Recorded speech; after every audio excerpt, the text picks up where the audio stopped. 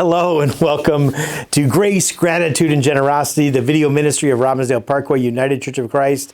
I'm Reverend T. Michael Rock. Please make sure you like and subscribe to this video to get more. And in your comments below, let us know how we're doing. And if you have any ideas for future videos, please let us know.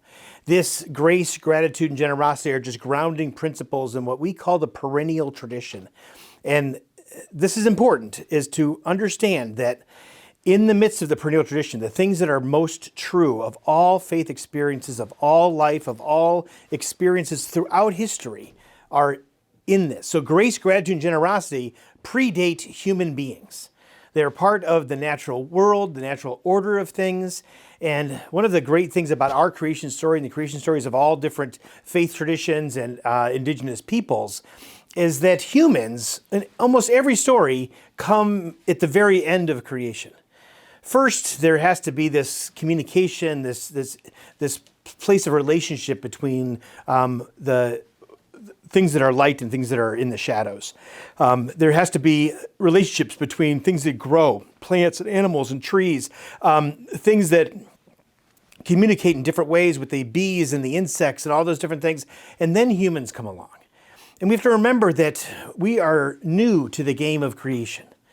And part of this grace, gratitude, and generosity helps us understand that this is how humans then approach the more than human world. The more than human world has so many lessons for us to learn and understand. This is a really foundational piece of the perennial tradition, is that somehow in our human DNA, in our living and breathing and dying in the world, there is a longing, a yearning to connect with the more than human world. Human beings are awed by walks on sandy beaches and beautiful visions of skies and clouds and the colors that they engender.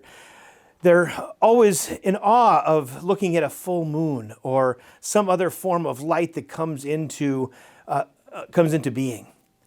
We are obsessed as human beings with what happens in the weather, whether it's rain or snow or heat or cold or whatever. We move into that world because we're trying to understand how the more than human world operates in the universe.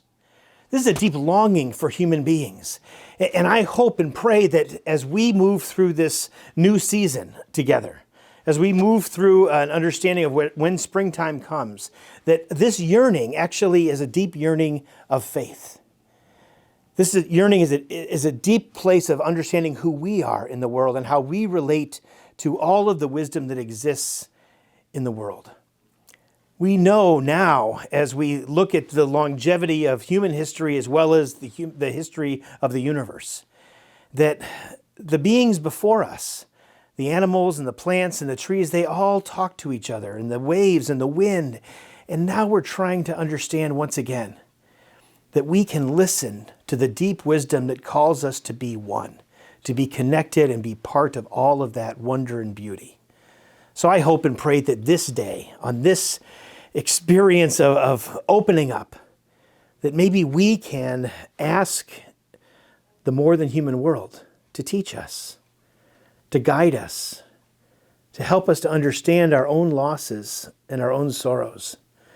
That we can find in the midst of a war where Russia's dropping bombs on the Ukraine, that people are dying, but also the earth is calling out for healing and hope. May this be your journey on this day. May you learn and grow and be all that you are called to be in grace, gratitude, and generosity. Amen.